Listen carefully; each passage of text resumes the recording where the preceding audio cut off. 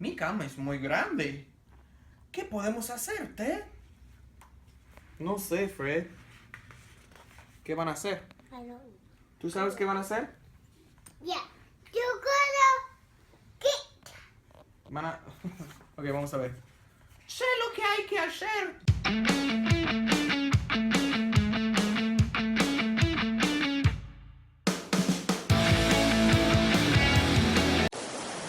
Hey everybody, thanks so much for tuning in and watching our vlog here on YouTube and as we post it on different venues throughout social media.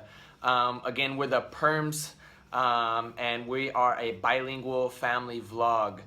So we basically vlog and give updates on everyday occurrences which are not so everyday because they're weird. In all honesty though, thank you so much for watching and experiencing these things with us. I wanted to take a few minutes since this is our Thursday post, this is kind of Thursday's thoughts, to discuss a little bit of the reason why I speak Spanish to my kids. Yep, I'm a white boy. I'm a gringo, and Spanish is not my first language. There are many white people that speak Spanish as a first language. After all, Spain originates from Spain, and there are many light-skinned people throughout Mexico and throughout Central and South America, as well as dark-skinned people, as well as Africans from Africa that speak Spanish. But that's probably for another vlog post. The reason I speak Spanish to my kids, it's my third language. I served an LDS, Latter-day Saint or Mormon mission to Eastern Europe where I learned Russian and subsequently studied Russian for my bachelor's degree, my undergraduate experience at Brigham Young University. And I love Russian, but I also had a chance to live in Mexico and love the people in Mexico, in particular the state where I lived, which was Veracruz. Love the culture, love the food. And I don't know, I just felt good. Coming back to the States after having spent time there, Spanish was everywhere, much more so than Russian. Spanish is, I guess, could be classified as the second language of the U.S. So apart from it being so common, it's also a very practical language. It's not a super difficult language to learn, although I don't want to appear overly confident. As it being my third language, I'm definitely not a perfect speaker of the language. So that having been said, why do I teach it to my kids? Well, I want them to be bilingual at the very least from a very young age. True bilingual, meaning they don't learn it as a second language, but they grow up with at least two languages, yeah, bilingualism. And I want them to experience other cultures and be able to go throughout the world and not just be visitors in these other places, but be participants there. And so that's kind of the impetus behind this, and the reason Spanish instead of Russian or another language. Well, for one, I don't know other languages other than English, but Russian is a little bit more difficult to be able to be disciplined enough to speak it every day with your children when you're in an environment such as the US where Russian is just not as common of a language. So I wanted to show you guys a few of the things that I do as a non-native parent teacher of my children. One of the things we did from the very beginning is we started purchasing books in Spanish. And some of them are translations, which there are good translations and there are bad translations. And if you have enough experience with the language, you can probably judge between them.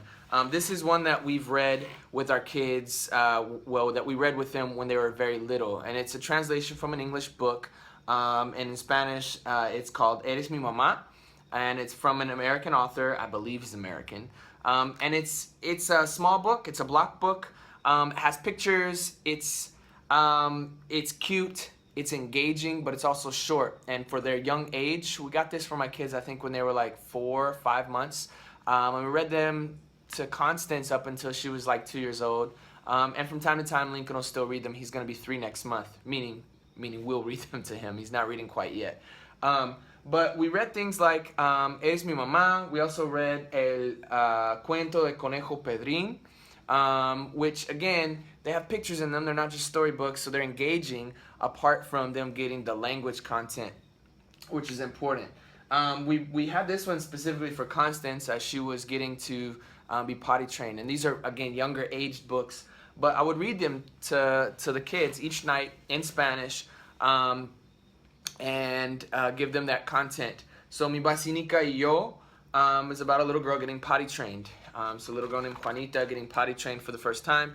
And I won't go through obviously the plot of it, but that's pretty much it. She gets potty trained and she has some failures before the success. And so for Constance, it was not only there's a good picture. It was not only giving her Spanish content, but it was also giving her cultural content and what we wanted her to learn, which was you got to go potty in a toilet. Well, in Basinica, we didn't do that. We actually did in a real toilet, but we helped her out. So it helped her with her development as well. Once they got a little bit older, we looked at different books, and I tried to stick with as much as possible language or books that were written by native authors. For example, this one I actually bought in Mexico. It was written by a Spanish author from Spain named Jose Manuel Fajardo, and it's called La Estrella Fugaz. A lot more in depth with the reading. But this is one of the things that I do with the kids is I read to them in Spanish. And speaking to them only in Spanish. I've only done 100% Spanish since they've been born. This is, by the way, this information on the author, not for the little kids. Although this is much more texturally rich than the previous books, because at this point when Constance is older, she can handle listening to a story and not just looking at the pictures, which these are interestingly abstract in nature anyway. But this is an example of one that I read to her now. Also, this actually is a translation, but El Autobús Mágico, which is from my childhood. Okay, I remember the cartoons. Unfortunately, I didn't get read too much with regard to this book. Had other ones, but this is also a very textually rich book with a lot of stuff that allows Constance to kind of hear me speaking in Spanish about things that she's not gonna get from a book about mi basinica y yo kind of thing. So pretty cool stuff. There's actually this movie on Netflix right now, El Principito, the Prince. I don't know, the Little Prince, I think is in English, yeah? And I guess that's what it is in Spanish, El Principito, which is originally a French work, but it's very, very common in Spain as children's literature. And so I have a copy that I've read to Constance out of. Lincoln gets a little disengaged, but Constance does very well. It's not a huge amount of reading, about 112, 113 pages, but Constance does very well for about 5 to 7 pages, and then we'll take a break kind of thing. These are just a few examples, and I have some others here once they're older. But again, getting some literature and reading to them in Spanish has been super helpful for me. It's one of the things that kind of supports my core belief in that if they're gonna learn Spanish in an environment like we live, where we're not in a Spanish-speaking country, they have to have the content. It has to be engaging. So that's why the books that I have with pictures and fun stories, but also that are relevant to them, so that they're interested, is helpful for them to actually make sense of the input, make sense of the language that they're hearing, make sense of the Spanish that they're getting. And this can be done in other languages. So if you're watching this for some reason and you're not a Spanish speaker, not a Russian speaker, not an English speaker, hopefully you can understand what I'm saying. I'm not gonna have the time to put the subtitles in. But you can do this with other languages. My wife is fluent in Japanese, and so she has books that she's bought for the kids that are in Japanese. And we haven't been as disciplined yet with putting in a third language, but that's the goal, is that we'll be putting in a third language. And these books in Japanese are also very simple. These are Lincoln style books, very visually rich, with small amounts of text that my wife can handle for herself, but also that she can communicate to the kids. This is one that Constance had when she was a little kid. It's one of those Phil books. She's still a little kid when she was a baby. And she can go through and kind of, touch the animals and get a feel for them, but also while Mika read to them. And then we have another one. So you could do it in Japanese, you could do it in whatever language that you can find, Mandarin, Chinese, Cantonese. There's a lot of Filipino language speakers here, Tagalog, Cebuano, Ilocano, those things. And so if you could find the books, use them. I spent a lot of time just now talking to you about why we're doing Spanish with our kids, and one of the ways, this is just one of the many ways that I'm able to interact with my kids. If you have questions, I did.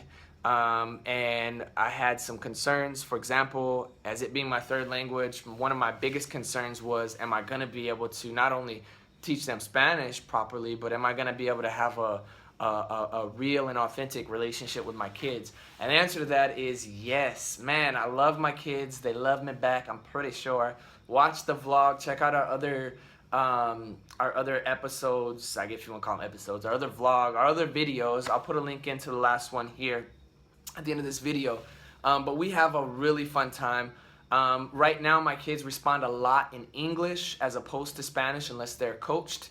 And what that means is I help them with the response, or I'll ask them a question in Spanish like, Constance, ¿a dónde quieres ir?